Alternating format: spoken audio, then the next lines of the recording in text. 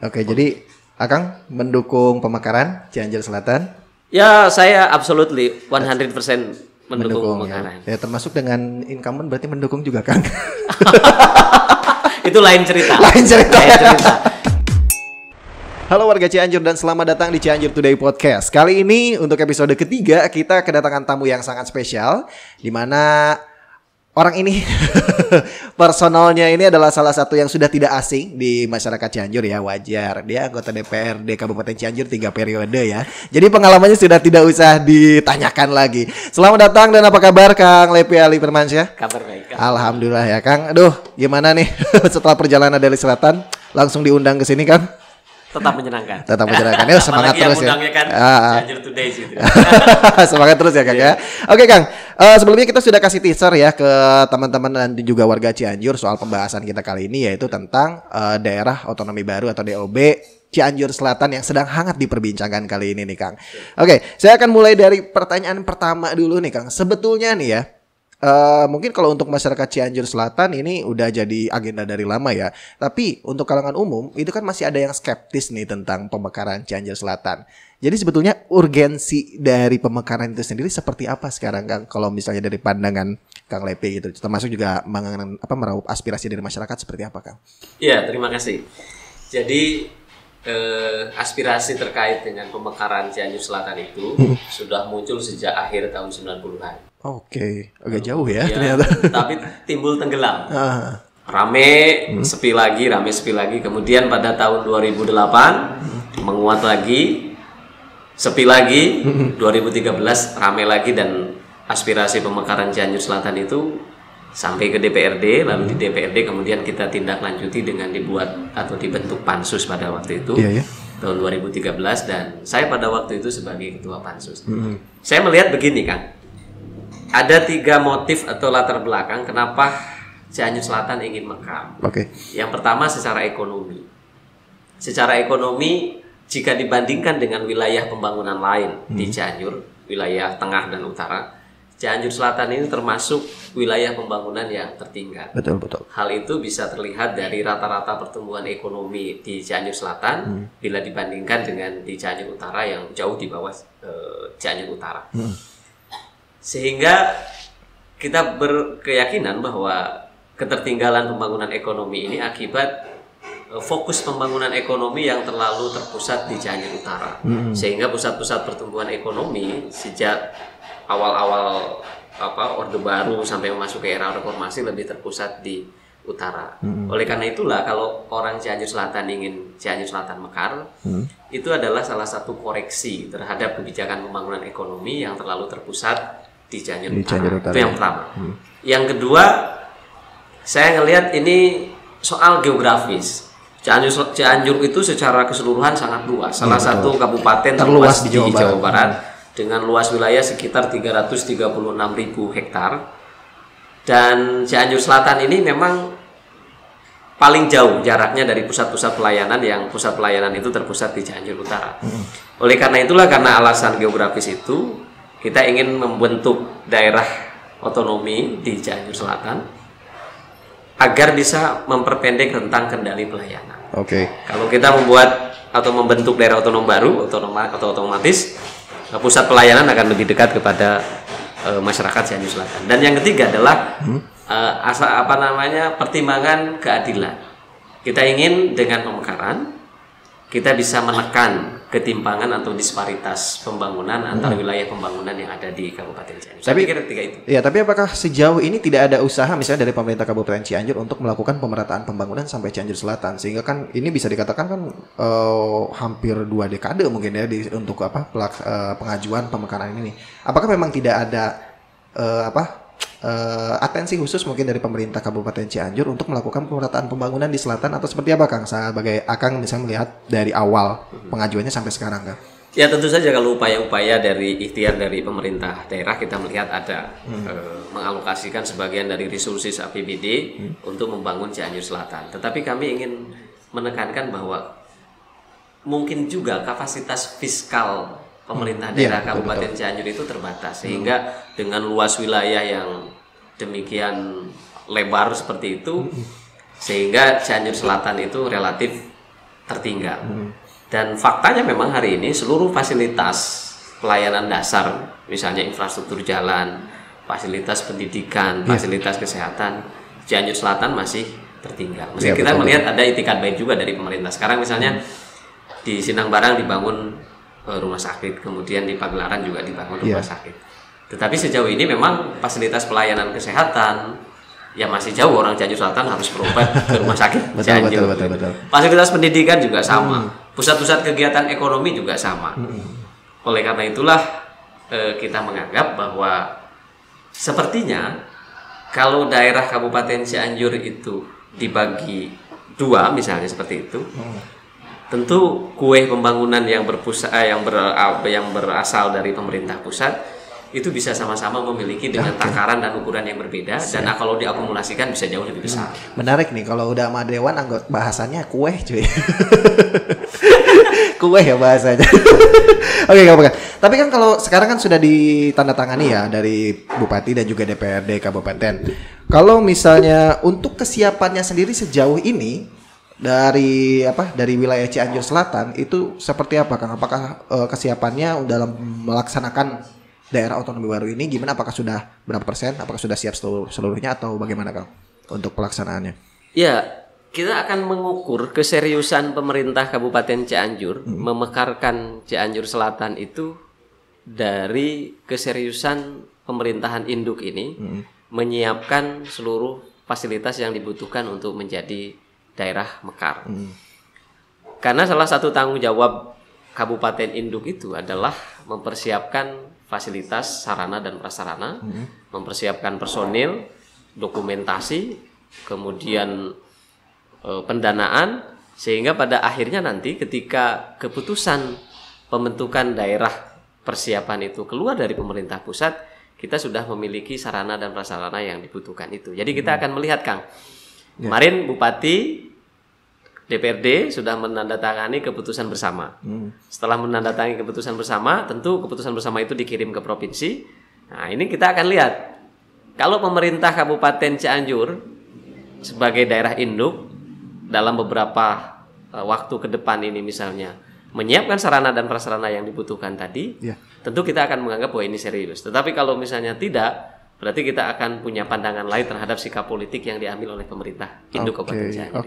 Oke, siap. Nah, pertanyaan yang paling banyak di masyarakat, Kang, sebenarnya ini kapan sih bisa direalisasikannya? Mungkin kan kebanyakan masyarakat belum tahu alurnya nih. Setelah ditandatangani ya disangkanya ya udah jadi otonomi baru aja gitu kan. Sedangkan sementara itu kan yang saya ketahui dan saya baca juga kan ada prosesnya lagi ke depannya. Nah, ini proses ini kira-kira perhitungannya memakan waktu berapa lama, Kang? Dimulai dari setelah ini penandatanganan itu. Jadi begini, membentuk daerah otonom baru atau daerah persiapan itu ada beberapa persyaratan. Ada persyaratan dasar, ada persyaratan administratif. Persyaratan dasar itu ada persyaratan dasar kewilayahan, ada persyaratan dasar kapasitas daerah. Yang kedua adalah persyaratan administratif. Persyaratan administratif itu yang pertama, ada aspirasi masyarakat yang dituangkan dalam keputusan hasil musyawarah desa. Lalu kemudian disampaikan kepada pemerintah daerah dan DPRD, biasanya oleh Presidium Pemekaran atau oleh Sekber atau apapun namanya, tetapi dalam konteks Cianjur itu disampaikan oleh PMCK. Lalu kemudian yang kedua, syarat administratif itu ada keputusan bersama antara Bupati dan DPRD. Nah, untuk konteks daerah persiapan Cianjur Selatan itu kita baru sampai pada keputusan Bupati dan DPRD. Setelah itu disampaikan kepada Gubernur dan DPRD provinsi menindaklanjuti. Kalau prosesnya cepat, mungkin Gubernur dan DPRD langsung menerbitkan keputusan bersama, lalu disampaikan kepada pemerintah pusat. Pemerintah pusat membuat kajian ilmiah oleh tim independen secara menyeluruh dan mendetail, lalu kemudian hasilnya disampaikan kepada DPR RI dan DPD. Kalau hasilnya positif, sesuai dengan ketentuan dan peraturan perundang-undangan yang ada, bahwa ini layak dimekarkan secara ilmiah hasil penelitian, maka pemerintah pusat segera menerbitkan peraturan pemerintah menjadikan Cianjur Selatan sebagai daerah persiapan untuk masa waktu 3 tahun ke depan yang dipimpin oleh seorang bupati daerah persiapan yang diangkat oleh Menteri Dalam Negeri setelah mendapatkan rekomendasi dari gubernur. Jadi jangka waktunya ini lumayan panjang juga ya Kang? Ya, proses sekarang ini prosesnya. Proses ini membutuhkan waktu yang lumayan. Tetapi seberapa cepat itu akan tergantung pada 2 hal. Yang pertama, political will pemerintah pusat dan juga pemerintah provinsi. Yang kedua, proses pengawalan dari pemerintah daerah. Di pemerintah daerah ini ada tim teknis yang akan melakukan proses pengawalan. Lalu kemudian dari stakeholder juga, dari presidium, pemekaran Cianjur Selatan yang mengawal. Sehingga ini akan cukup mempengaruhi seberapa lama proses ini akan berlangsung. Saya tentunya berharap bahwa proses ini bisa berlangsung cepat. Oke. Tapi kan memang kalau misalnya melihat dari kondisinya sendiri kan ya, dari infrastruktur ya Kang, dari jalan mungkin kan belum semuanya merata, fasilitas kesehatan dan fasilitas pendidikan sendiri. Ini pembangunannya itu kira-kira efektifnya berapa tahun kira-kira Kang untuk mempersiapkan infrastruktur tersebut? Kira-kira deh. Ya sebenarnya kalau pemerintah kabupaten kemudian bekerja sama dengan pemerintah provinsi dan berkoordinasi dengan pemerintah pusat mengalokasikan sumber dana APBD untuk pembangunan di Cianjur Selatan, tentu prosesnya bisa cepat. Oleh karena itulah maka saya tadi mengatakan bahwa tingkat keseriusan ini akan kita ukur seberapa banyak resources APBD yang dialokasikan oleh pemerintah induk Kabupaten Cianjur ke wilayah Cianjur Selatan. Tapi kalau itu kan berarti APBD yang digunakan APBD. Ya? Kalau APBN itu bisa digunakan juga nggak kalau untuk persiapan seperti itu? Di dalam undang-undang itu, di dalamnya. Kalau APBN untuk APBN. Ya, apakah turunnya itu kalau ya udah disetujui baru turun APBN atau misalnya ketika persiapannya ada gitu alokasi ke sana Kang? Ada nggak? Sebenarnya begini, yang namanya bantuan dari pemerintah pusat, bantuan dari pemerintah provinsi masuk ke daerah sama aja namanya APBD. Oh gitu. Namanya APBD. Tetapi kalau sudah menjadi daerah persiapan, itu sumber dana itu ada dari beberapa. Yang pertama sumber dana daerah persiapan itu, yang pertama adalah bagian dari pengembangan daerah dari yang bersumber dari APBN. Yang kedua adalah bagian dari pendapatan asli daerah dari pemerintah kabupaten induk, yang kemudian berasal dari daerah yang akan dimekarkan. Yang ketiga bagian dari dana perimbangan yang diterima oleh daerah induk.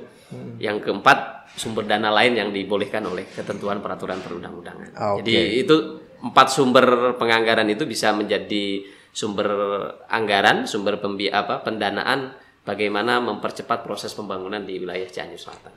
Kalau bisa melihat ini Kang potensinya sendiri dari Cianjur Selatan nih, kira-kira yang bisa dikembangkan dari Cianjur Selatan untuk bisa katakanlah bisa lebih berkembang lagi menjadi satu kabupaten yang baru gitu, dari daerah otonomi baru.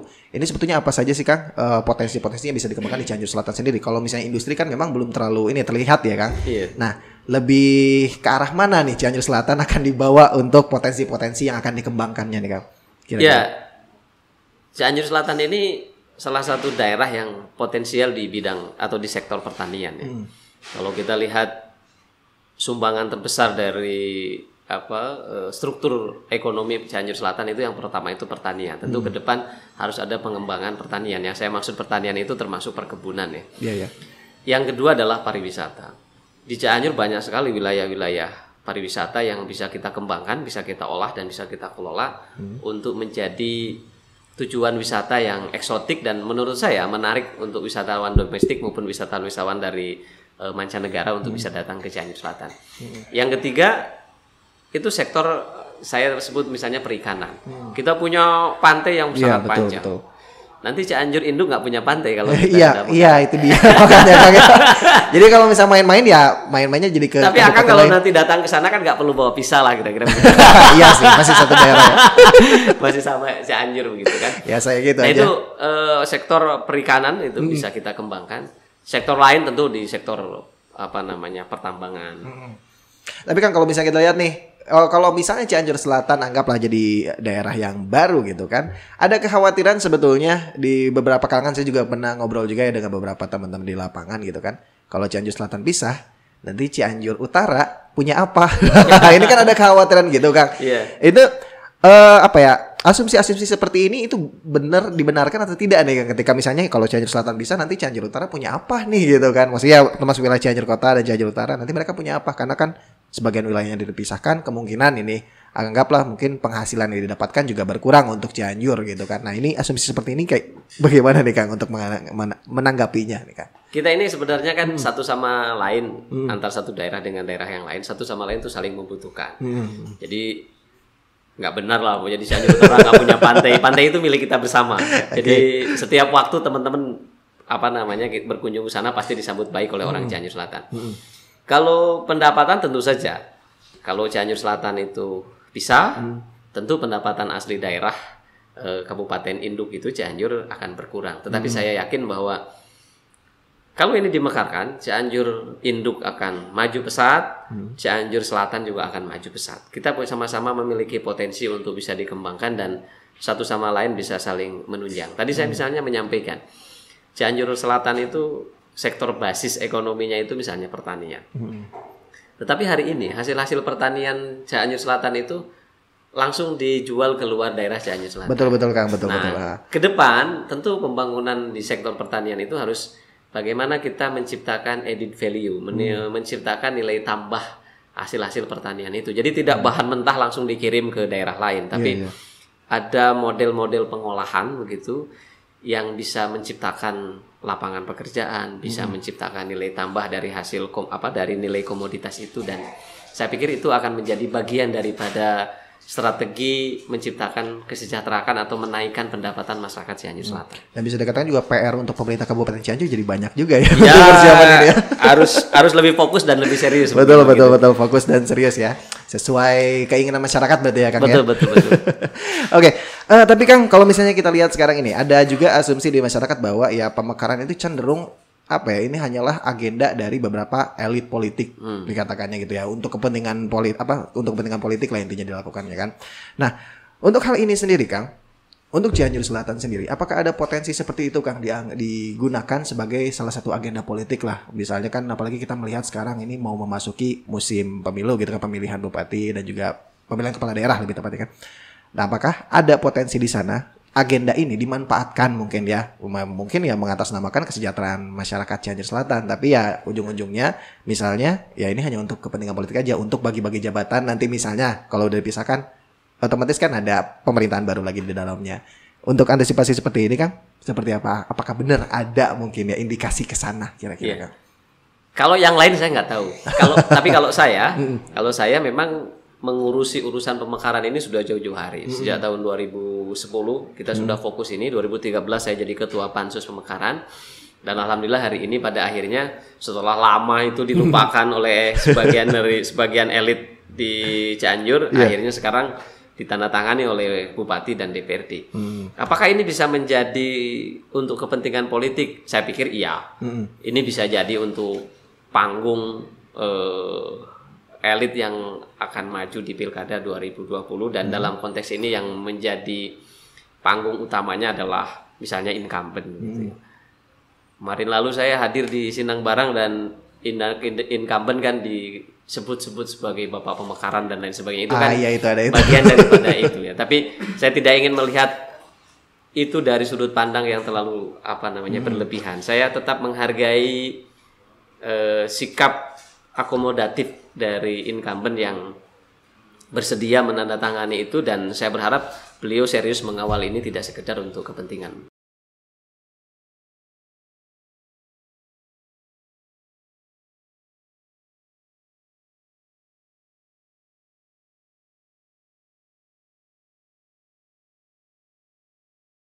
Dalam konteks tertentu kita sama-sama memperjuangkan kepentingan masyarakat. Tapi dalam momen tertentu lagi kita bisa jadi beda jalan dan beda sikap. Oke, sesuai dengan postingan terakhir ya. Rupanya memantau itu ya. Oh, saya pantau terus kan. Saya followers Akang juga ya, di Instagram. Ya makanya agak pertanyaan juga nih. Dari putra daerah Cianjur Selatan gitu kan, yang dari awal sudah mencoba untuk menaikkan ini bahasan ini. Kemudian sempat juga kan salah satu calon kuat nih sebetulnya ya untuk maju sebagai bakal calon bupati. Kemudian bersanding nih, mau koalisi atau gimana sih saya? Itu gak perlu itu ya Kang. Oke Kang, tapi harapannya nih Kang untuk kedepannya dalam proses DOB ini akan ada hal apa saja sih mungkin yang bisa digambarkan ke depan Cianjur akan seperti apa nih Kang nantinya? Saya menekankan dua hal. Yang pertama, pemekaran ini harus dituntaskan. Pemekaran ini harus dituntaskan, dikawal seluruh kebutuhannya, seluruh syarat yang diperlukannya dipenuhi, dan pemerintah Kabupaten Cianjur harus serius menuntaskan pemekaran ini sampai kemudian Cianjur Selatan menjadi daerah persiapan untuk menjadi daerah otonom baru. Itu yang pertama. Yang kedua, selain proses menuntaskan pemekaran tadi, proses pembangunannya juga harus dipercepat. Betul Kang. Karena Cianjur Selatan itu dibandingkan dengan wilayah pembangunan tengah, wilayah pembangunan Cianjur Utara memang tertinggal. Oleh karena itu, saya pikir ada beberapa prioritas yang harus dilakukan oleh pemerintah Kabupaten Cianjur. Yang pertama, prioritas yang pertama adalah memperluas akses pendidikan untuk semua masyarakat Cianjur. Sebenarnya bukan sekedar untuk masyarakat Cianjur Selatan, tapi untuk seluruh masyarakat Cianjur. Betul. Yang kedua adalah tersedianya fasilitas layanan kesehatan yang mudah diakses oleh masyarakat. Yang ketiga adalah pengembangan ekonomi masyarakat. Kita ini core bisnisnya adalah pertanian. Jadi jangan lupakan jati diri kita sebagai wilayah pertanian. Kalau kita sudah kuat di wilayah pertanian, kita sudah mampu menciptakan nilai tambah dari hasil-hasil produk pertanian, maka kita bisa bergeser ke sektor lain, misalnya industri pengolahan dan lain sebagainya. Yang keempat, kita itu harus mempercepat apa yang disebut dengan ketersediaan infrastruktur wilayah. Kita mohon maaf, infrastruktur wilayah kita, infrastruktur wilayah kabupaten kita hampir 45% dalam keadaan rusak berat. Oke. Ini tahun 2020. Orang sudah terbang bolak-balik ke Mars, ke bulan, kita jalan saja masih rusak gitu. Oleh karena itu kita mendorong bahwa salah satu prioritas ke depan itu yaitu bagaimana mempercepat ketersediaan infrastruktur wilayah bagi masyarakat. Lebih ke arah sana ya Kang ya. Betul. Supaya ada pemerataan pembangunan tadi Betul. Ya, agar kita bisa menekan biaya distribusi arus barang dan jasa antar wilayah. Benar-benar itu kerasa sekali sama saya Kang ya. Soal distribusi wilayah ya dapat dari misalnya mengirim barang saya dari Cianjur ke Cianjur Selatan pun ya harus hitungannya beda-beda lagi gitu kan. Sangat-sangat terasa tuh Kang ya. Iya. Apalagi untuk teman-teman pengusaha juga kan kadang itu ya pengusaha kecil lah mungkin kayak saya juga dengan beberapa teman-teman yang lain juga ya gitu ketika ke Cianjur Selatan suka mikir 2 kali jadinya kita tuh ya untuk kirim-kirim barang gitu dan yang lainnya. Siap. Mudah-mudahan ini bisa terwujud ya Kang ya. Amin. Secepatnya dan Amin. Terima kasih Kang Lebi udah sedikit memberi bahasan dan juga pencerahan ke kita soal DOB ini seperti apa sih sebetulnya prosesnya di Cianjur ya. Harus sering-sering main ke sini Kang ke Cianjur Today ya. Harus sering diundang ini. Oke, biar kita lebih banyak sharing lagi ya Kang ya. Oke, dan tentunya nanti kalau misalnya para penonton warga Cianjur juga yang ingin bertanya hal-hal yang lebih lengkap lagi bisa komen nanti di kolom komentar ya supaya nih Kang Levi bisa sering-sering main ke sini ya. Siap. Biar menjawab lagi pertanyaan-pertanyaan dari warga Cianjur. Kang, sukses terus Kang. Siap, sama. Terima kasih dan moga-moga lancar di agenda-agenda selanjutnya dan cukup sekian untuk podcast kita kali ini. Mudah-mudahan nanti akan kita bahas lebih panjang lagi mengenai daerah otonomi baru ini dan juga ada bintang tamu lainnya di podcast kita selanjutnya. Terima kasih dan bisa saya dulu Kang ke para penonton kita Kang. Terima kasih kepada Cianjur Today yang sudah mengundang saya pada pagi hari ini. Kita tetap optimis menyongsong masa depan Cianjur ini. Siap. Oke, itu dia tadi warga Cianjur dan mudah-mudahan bisa sedikit menjawab ya pertanyaan-pertanyaan kalian dan akhirnya jangan lupa untuk selalu baca berita-berita kita di website Cianjur Today di www.cianjurtoday.com dan juga follow akun sosial media kita di Instagram, Facebook, Twitter dan juga jangan lupa untuk subscribe supaya kamu tidak ketinggalan update kita selanjutnya. Terima kasih. Saya Aryo Rosmana undur pamit.